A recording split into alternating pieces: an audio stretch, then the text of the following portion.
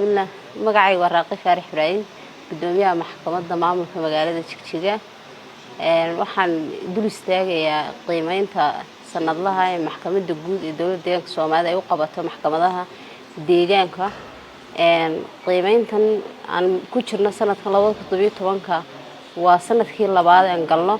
qiimeyn sidan oo kala waxay kaga duwan tahay qiimeynii hore waxay hayeen qiimeyn cala shakhsi la isku qiimeynayo garsoorkii gudoomiyaasha maxkamaduna ayna ku qanacsaneen oo ah qiimeyn ka baxsan shaqada iyo faylashan hayno oo laga yaabo shakhsi ataag in la soo qiimeeyo laakiin imaka 100% waxa weeyaan qiimeyn la dul istaagay faylashan hayno wixii dhaliil ka soo baxdo waa lagu qanacsiyay sababtoo ah waxay tahay dhaliil wax ku qaadasho leh oo qofku si kala inuu sharciga ka faahfaahsan laga yaabo inuu bareero laga yaabo laakiin la isla xisaabtamayo faylku hayo garsooruhu ee maxkamadda maxay tahay khaladka ay gashay mar racfaan lagu eegayo ama maxay tahay guddi waxa jirta samaysa fayl auditan oo ka timaada maxkamadda guud oo kormeer ku ah gobolada iyo degmooyinka deegaanka maxkamadaha marka waxaan oran karaa 100% waa qiimeynta ay u baahnaayeen maxkamadaha deegaanka intii isbeddelku dhacayna labada sano u dambeeyay waliba qiimeynta ay u baahnaayeen maxkamadaha deegaanka markastana way tibi jireen garsoorka deegaanka iyo gudoomiyaasha maxkamadaha deegaanku way tibi jireen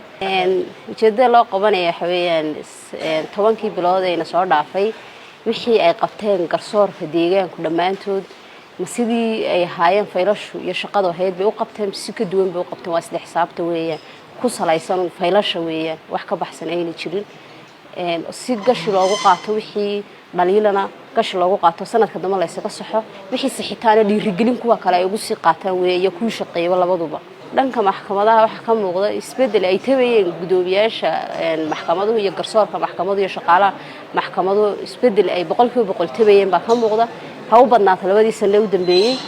isbedelkaas oo ah in la dhiso garaadka aqooneed ee maxkamadaha garsoorka hawlgala gudoomiyaasha ka hawlgala in garaadkooda aqooneed sharci ahaan maxkamad ahaan dhiirigelin ahaan in loo dhiso loo dardargeliyo isbedel balaaran baa ka muuqda oo la oran karo isbedel lagu dayan karo inuu yahay moraalka xataa garsoorka moraalka gudoomiyaasha moraalka maxkamadaha aad buu uga dhex muuqdaan imaka dawladahan iyo maxkamadahanba garsoorka intii kale ka horeysay isbedelka koor maxkamadu waxay hayeen meelaha kaliya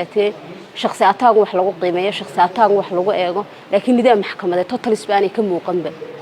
habsoo socodka hore maxkamadu ay u shaqeyn jireen qiimeyntan 2017 aan galnay shalay oo ah 25 bishii 2017 kuna eeg 26 bishii 2017 waxay ka bedeli doontaa dhaliilaha ka soo baxa ee qiimeynta ka soo baxa wada tashiga maxkamadaha ka soo baxa waraysiga fayl auditanka iyo waxqabadkii maxkamadu ay qabeen wixii ka soo baxay laga tabayo in dhaliil ka jirto in la saxo ay ka bedeli doonto wixii saxana waxay noqon doontaa dhiirigelin